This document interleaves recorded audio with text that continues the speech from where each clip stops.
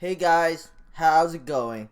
In today's video, I'm going to be talking about New Age Beverages Corporation, traded under the ticker symbol NBEV. So I've done a lot of research on this company. I watch a lot of things, and I will go through some of the highlights that I think is very important for this company. So first of all, this company is a very small market cap company. It's worth $303 million. This company is a beverage company. They make, similar products to Coca-Cola. The big news for the stock to take off was from September 18th to September 19th. It had a nice run, and then from September 19th to September 20th, it had another nice run on the news that, Coke may potentially take control of new age beverages. At this point, you probably won't make as much money, but anything's possible. It could go to $10 and go a lot higher. I don't know, but if it decreases any more from this price, could be a good opportunity to pick up some shares. It has potential. I'm probably screwing myself over by making this video because this is gonna be putting people. This video is gonna be putting it under traders who have access to the market early under their radar. If there's any watching my video, I'm sure there's a few watching my video. So if they notice my video, they might pump the stock up in pre-markets before ordinary retail investor gets access to it. So this is a possibility when I release this video on Monday when the market opens. The stock could jump to, I don't know, $8 plus. I'm just saying, I don't think it'll happen, but anything's possible in the stock market. But the big news is there was some rumors saying that New Age Beverage Corporation might get bought out by Coke, which is kind of funny. I mean, it is a possibility. Okay, let's begin with the video. I'm gonna let the CEO I'm gonna highlight all the important points that I've seen in the video for the CEO, so you guys can understand the company better. Because who better to explain the company than the CEO? So I watched this video carefully twice, and I highlighted out some good points so you guys can watch it. So let's begin, and I'll comment in between. I want you to take a journey with me. 18 months ago, this is a real situation at this company. You had a brand you couldn't make because it was made with mango paste from the Magdalena River in Colombia. You had a 16% gross margin, which in the beverage industry means you are losing massive amounts of money. You had a team of 4 people and they all sucked. You had one customer.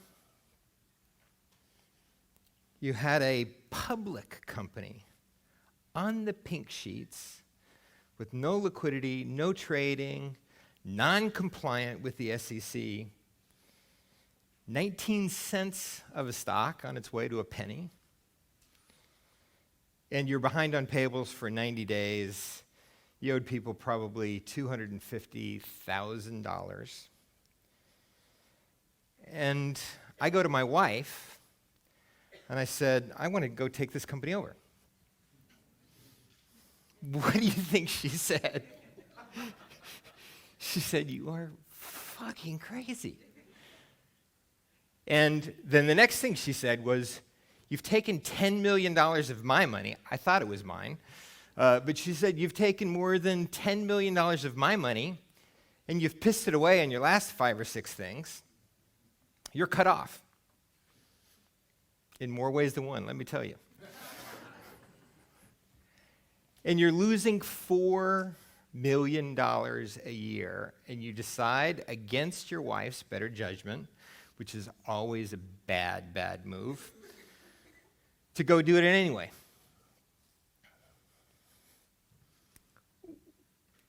That's the real case study. What would you guys do? What would be the first thing you do in this situation?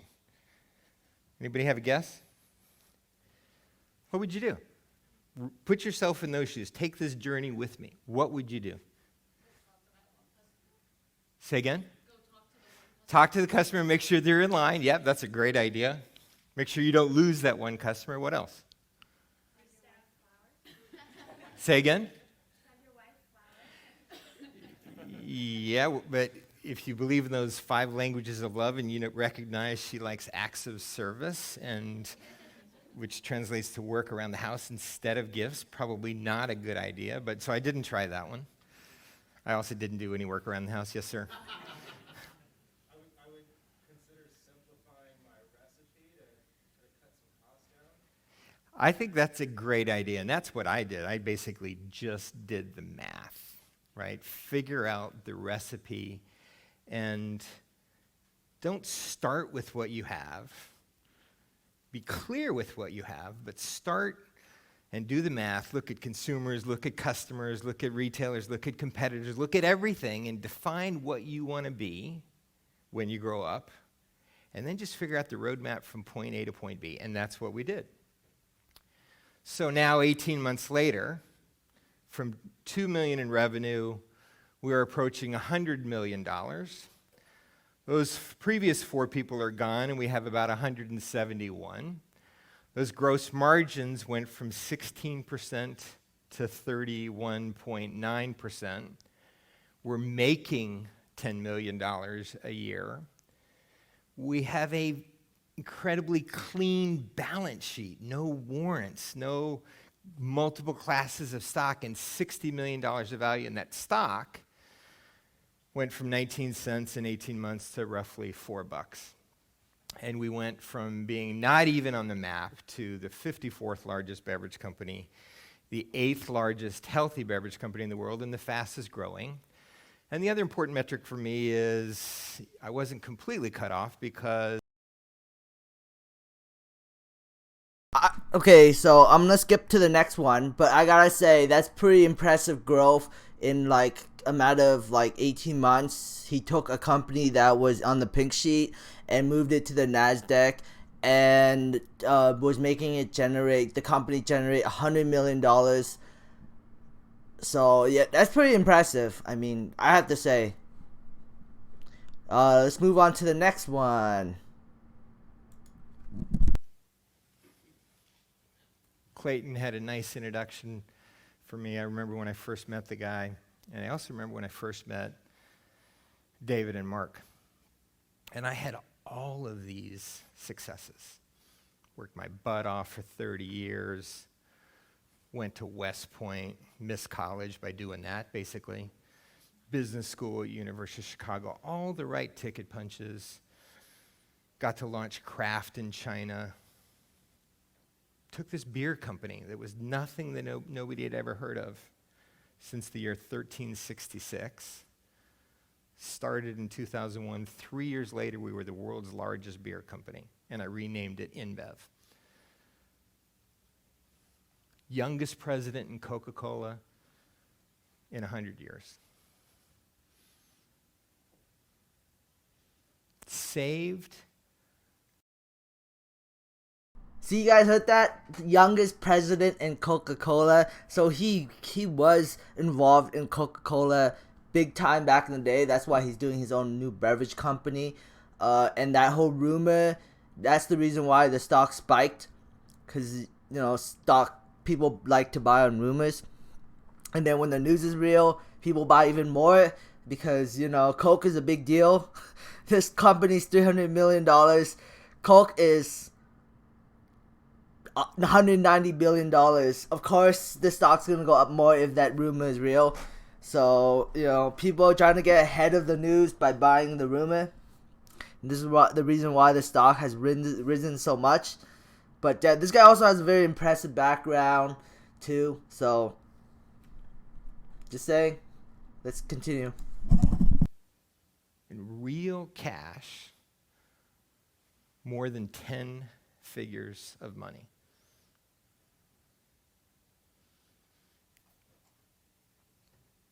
And about 10 years ago, lost it all.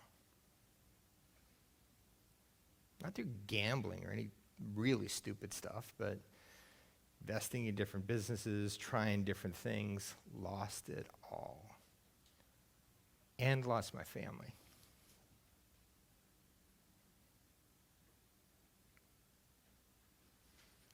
So I move out to the beach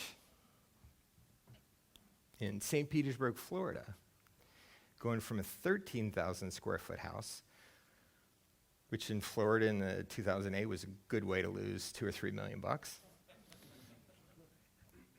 And I move out to the beach to a 1,000 square foot apartment with, frankly, the love of my life that tolerated me, even with all my issues, because I lived to work. I didn't work to live at all. So I move out to the beach. Make a little comment on that. I live to work. Well, I live to make money. That's the only reason why I exist. I want to keep making money. I want to hit $1 billion. That's my goal and that's my life hobby. I don't know if I'll ever achieve it because, you know, $1 billion looks so far into the distance that I don't think it'll happen, but you never know in life. I mean, I never thought it would be, like, I was always aiming to be a millionaire, and now I have 3, so you never know in life, I guess. Let's continue. And I take these 13,000 square foot of stuff, Lamborghinis, Aston Martins, books from dictators and presidents of countries from around the world. And I bring it out, and my wife-to-be at the time just starts crying, just bawling. And she says, all right, it's all going. I had 50 suits, Boss, Armani, you name it. 47 of them never even worn. She says, it's all going. So she puts it out, everything. Everything must go for $1. Everything. And I'm like, are you fucking kidding me?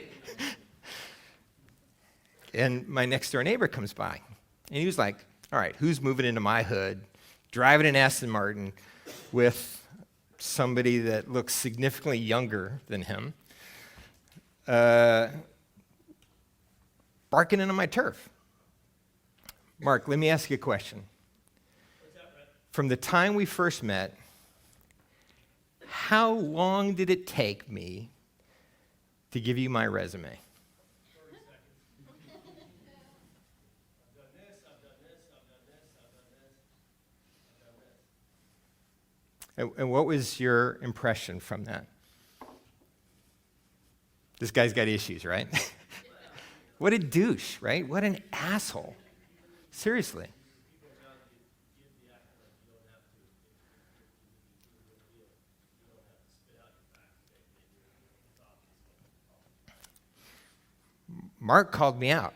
He bought half those suits. He didn't even own a jacket at the time. He bought a bunch of those suits for $1 because my wife said, you don't have the game to wear any of these things.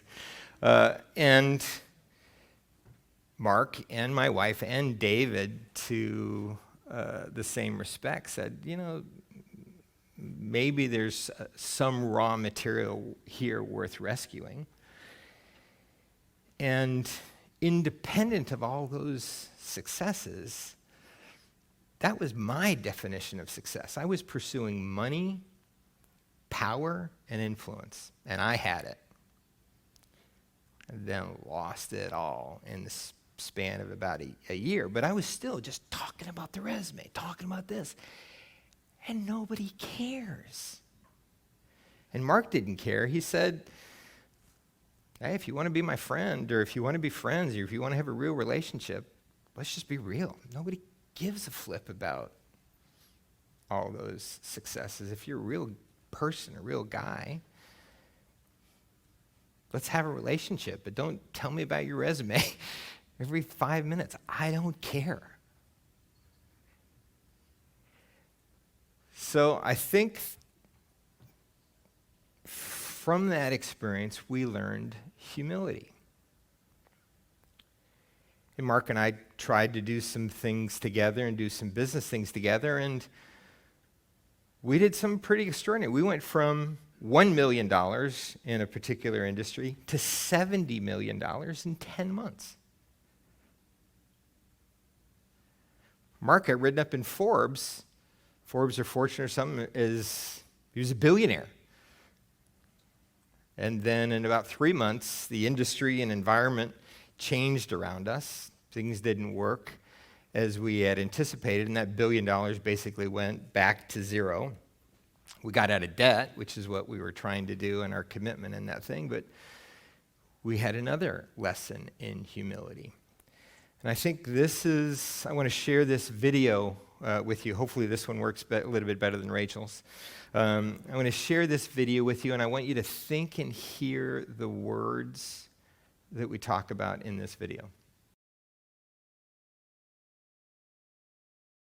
I'm not gonna show that video because it's a video made by Nike, but it's on this video, so you can always come back and try to watch this video. Just type in HotCons 2018 Brent Wills, I guess, and maybe it'll show up. I don't know. But let's continue on to the next one. Those right things. So I was pursuing money, influence, and power. Let me ask, who has a number here in mind of how much money they want? Say 10 years or 20 years from now. Or what success in terms of money is important for them. Clayton, how about you? Money. How much? I like money.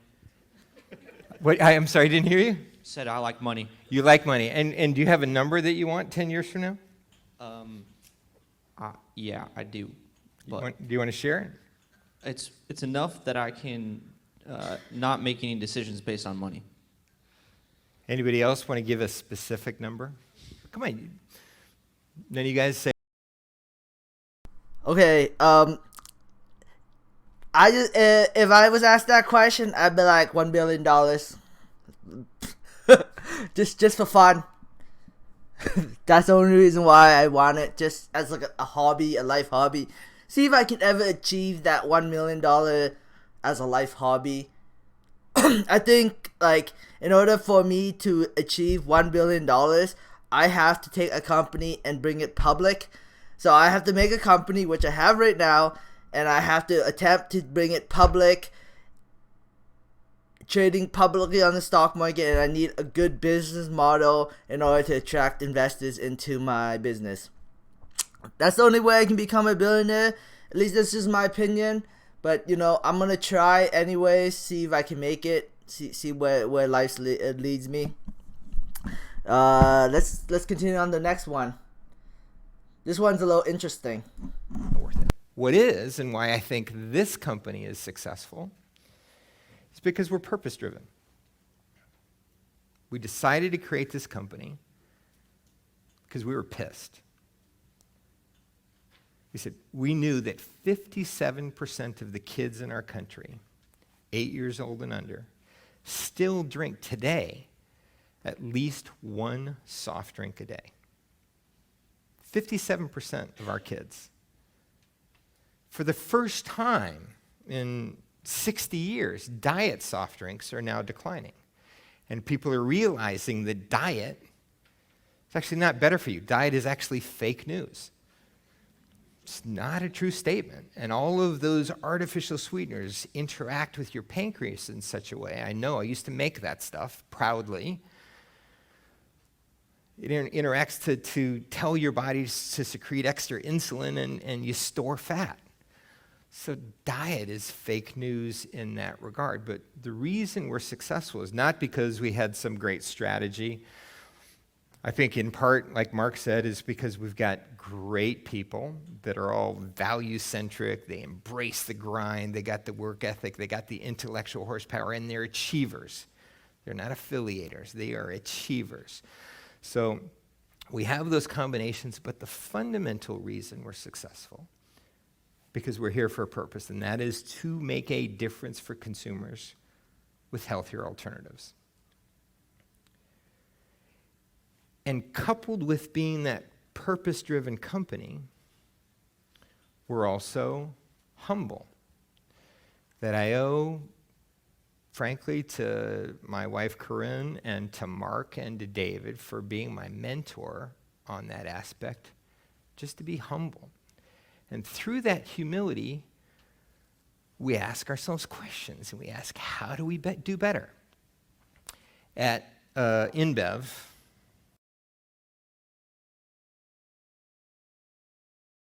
Okay, so some of the stuff he describes, like good management, everyone is driven, everyone's motivated. It sounds very, very similar to the Aurora Cannabis story, where the CEO says that almost everybody in the company seems to, be very motivated and very happy to work at Aurora, and then also they're very transparent and humble. Like everything he describes, it's very similar to Namaste and Aurora. Namaste seems the same thing. Everybody in the company seems to be very happy. They seem to love their jobs, and and the same thing with Aurora. That's what he's describing a good business, and that's why Namaste and Aurora are such good businesses. I guess I wanted to bring that up. The next one is this one. and I know the top 50 chief marketing officers out there, the Fortune 50 companies, and they're like me, kind of old school, grew up doing TV advertising and a bit of print and those kinds of things. They can't spell SEO.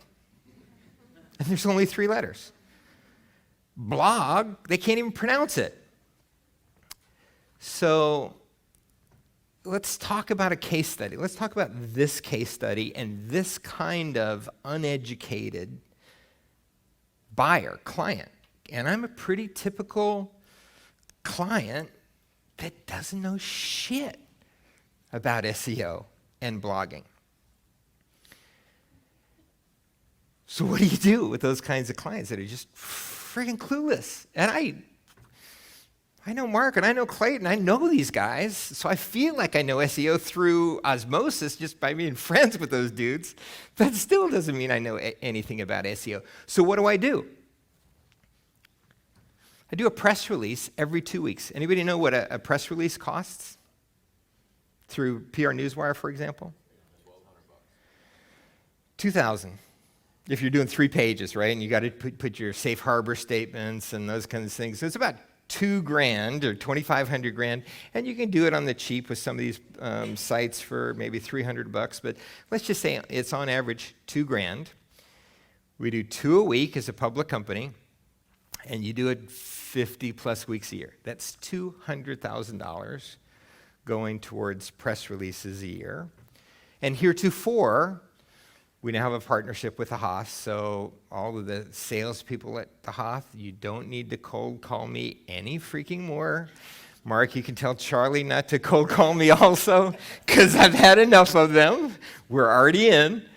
But we spend $200,000 a year on press releases. Would be your guess of our average readership per press release? How many people would you say, just ballpark guess? This public company, fastest growing beverage company on the planet, 8th largest healthy beverage company. What would be your guess of how many people read each press release? 50. It's not that damn bad, really, seriously. But it is the same point. It ain't much, it's not much better. It's 650. Isn't that pathetic? And we're spending $200,000 on that stuff a year. So, I don't know. Anybody have a suggestion of a better way?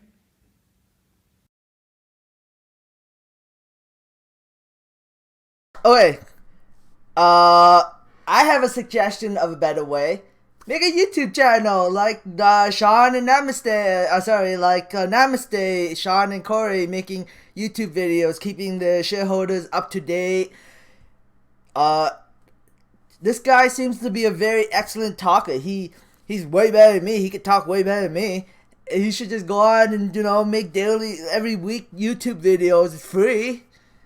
And doesn't cost him anything. So, I mean, if he's watching my video, that's advice for you. Make YouTube videos if you really want to accelerate your company. And I gotta say, $2,000 per press release. I've been promoting Aurora for so long. I get thousands of viewers, and they're not paying me a single dime. None of these companies are. It's just, besides the fact that I'm getting paid decent money off YouTube, I'm not getting jack squat for promoting this video, but for promoting any of those companies. But I wish I did. That would have been awesome if like Aurora came to me one day. Okay, you guys, you did so much promotion for us. We're gonna give you, like $100,000. I'd be like, I want shares instead. But but that would be nice. That would be nice if they did that for me. But they don't. So sucks. It's life. But whatever. I'm a little bitter about it. But that's life. 35. 10. This is the last one for this video. For me, it is figuring out where you are today, getting your clear metrics for the future, putting a stake in the ground. I mean, after side story, for 606 years, since 1366, nobody had ever heard of this little Belgian beer company.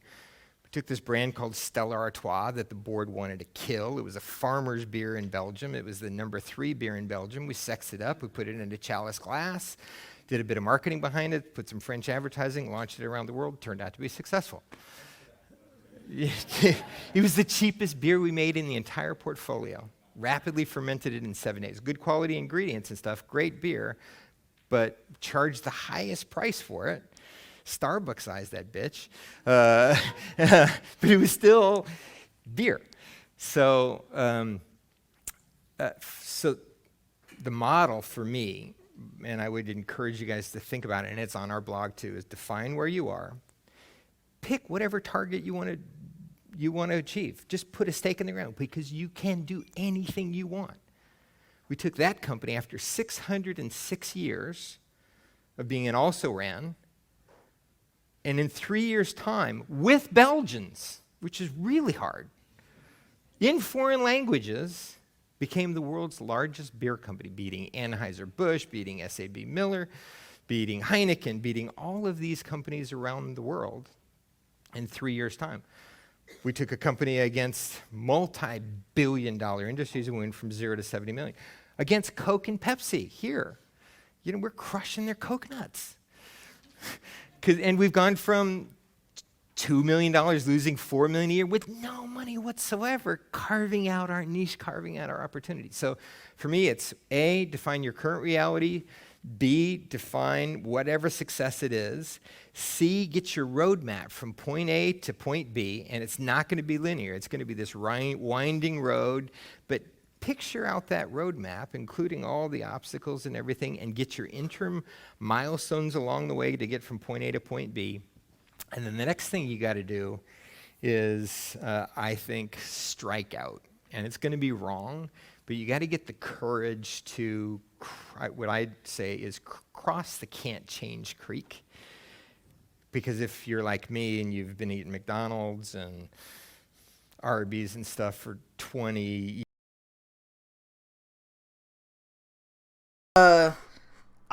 I just wanted to get up to that point. I think I went a little bit over it, but that's it for this video. I just wanted to point out that, sometimes good management can take on billion-dollar companies. So, like, new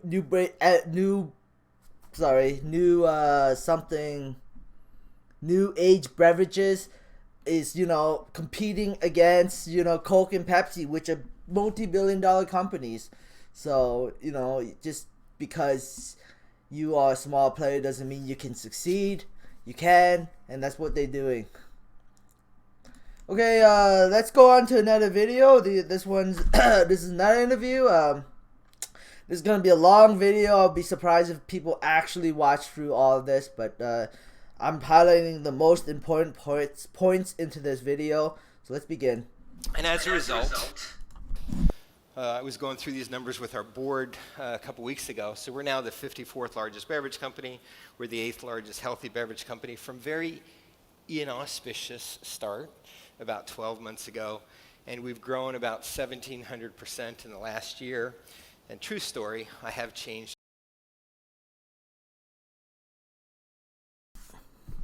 I brought that one up because I thought it was important. I don't know.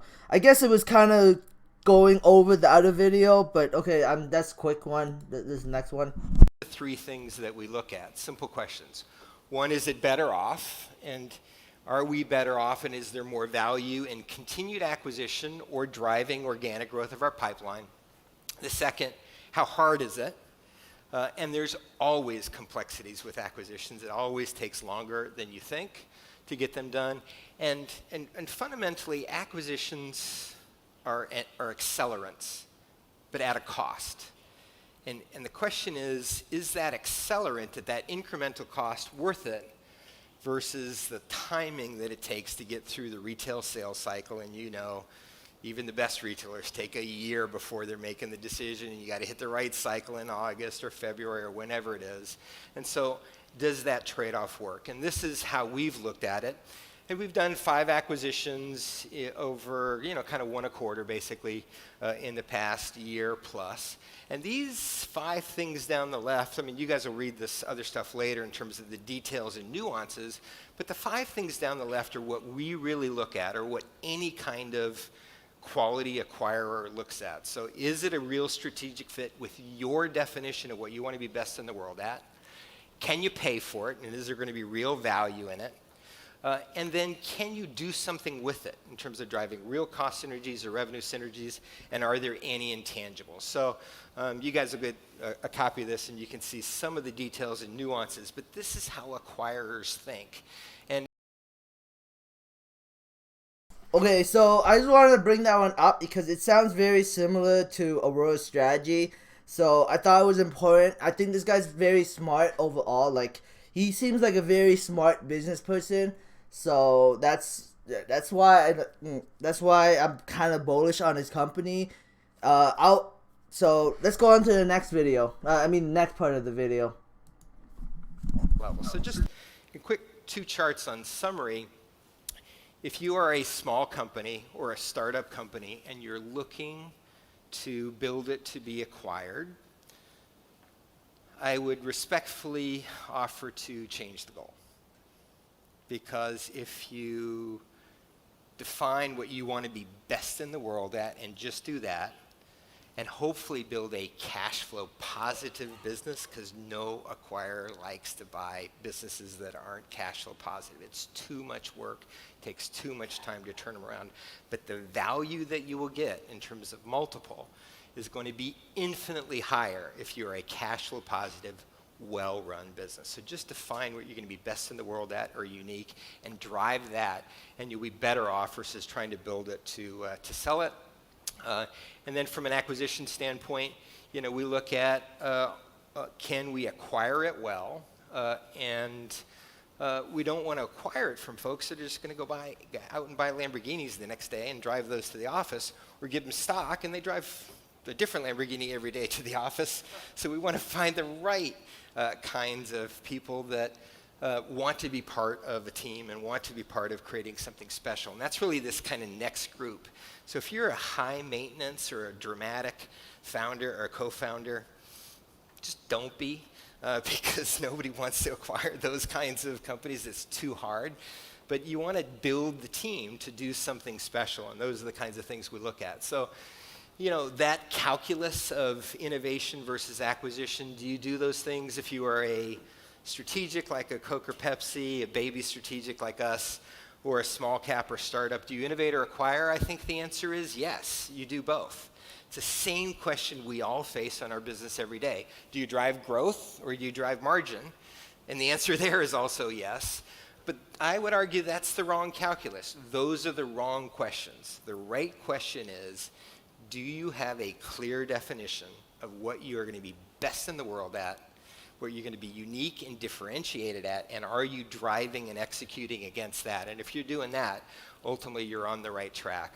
Ultimately for us, even though we've acquired and we're going to continue to acquire, we do about 1 a quarter, our simple logic is you cannot buy your way to success. You ultimately have to put troops on the ground. You got to put the boots on the ground. You have to do the hard work to build on these platforms, to grow the business, to grow organically, and earn your way to success. With that, I'll open it up to questions. Okay. Um.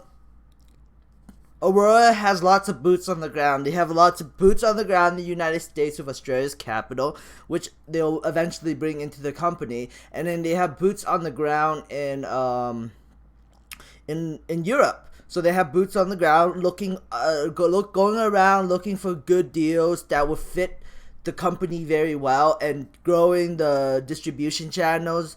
So there's a lot of boots on the ground for Aurora Cannabis.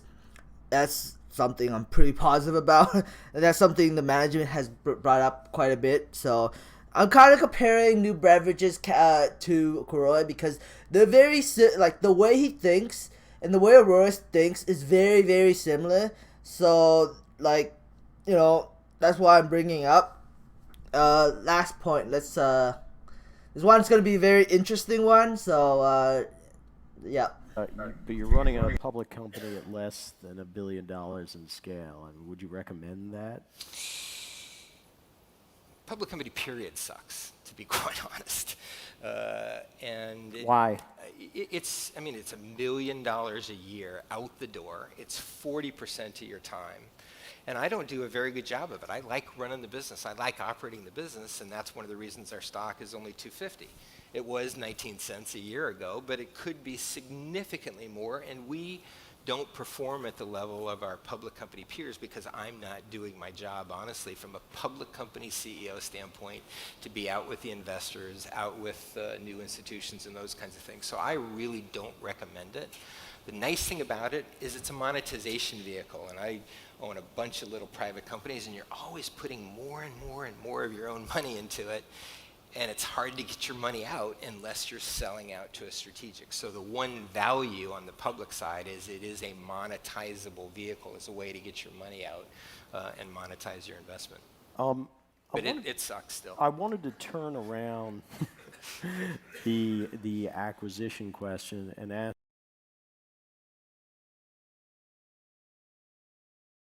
That I thought that was very interesting. That he brought up the subject that it's very hard to run a public company. You have to have somebody going around talking to investors, making videos. Just showing investors, hey, you know what, our company's a good investment. He doesn't do that because that's not his specialty. Cam Batley is very good at that for Aurora Cannabis. Sean's very good at that. That's why he started up Namaste 420. This guy's not very good at it. That's why their stock is only $300 million when it deserves a little bit higher. I mean, it was less than that, right? It was like $150 million. The only reason why the stock had such a nice run is because the rumor that Coke might come in and take over this company. This guy has a connection to Coke, so I mean, it's totally possible. I don't know if he's gonna sell his company to Coke, but anything's possible. It's very interesting to hear about this guy's whole business. He seems like a very smart person, but then again, he had some failures in his life where he went out and he failed a lot. But sometimes failure can be a learning experience, right? You fail a lot, you learn, and then you next time you do it a lot better. So he's already gone out and he's already failed. He had $10 million in the bank, and then he lost it all. And now he's starting. He started over and he started up a new company. He risked a lot of his money and a lot of his time, and he made a successful company, and it's gonna continue from there. Let's look at the financials. See this company is making like $50 million a quarter, between $15 to $13 million a quarter. That's not bad. They are losing money. They are losing net income every quarter, and then this last quarter the gross margin was horrible. It was like in the 20% ish. So, but it's still good. It's still, I mean, he took a company that was in the pink sheet, had $4 million of revenue, and now it's making per quarter, and I don't know if it's annually or something. And now the company's generating between $15 to $13 million per quarter. Huge turnaround. Like if you look if you look from, oh, okay, so I guess when they were in the pink sheet, the company was generating about $2.4 million, and then the company in 2016 made $25 million, and then 2017 $52 million. Extremely positive growth, and yet the stock was, doesn't really reflect it, I guess. I mean, because he doesn't go out and he doesn't do PR. He doesn't promote his company. He just tries to build a good company but doesn't promote his company, and that's the reason why the stock hasn't really taken off. Right now the stock is really taking off, so it could be kind of dangerous to buy now. But I think my video might cause the stock to go up to $8 tomorrow. We'll see what happens. If the stock declines back to maybe $4 or $5, it might be a good buying opportunity. I'm not telling you guys to buy anything because I'm not allowed to tell you guys to buy. It's against the rule. I'm not a financial advisor. But anyways, I hope you guys learned something new about this video. I spent a lot of work and a lot of time on this video. I hope you enjoy it. Please give me some thumbs up if you like this video. Thanks for watching and have a great day. Bye.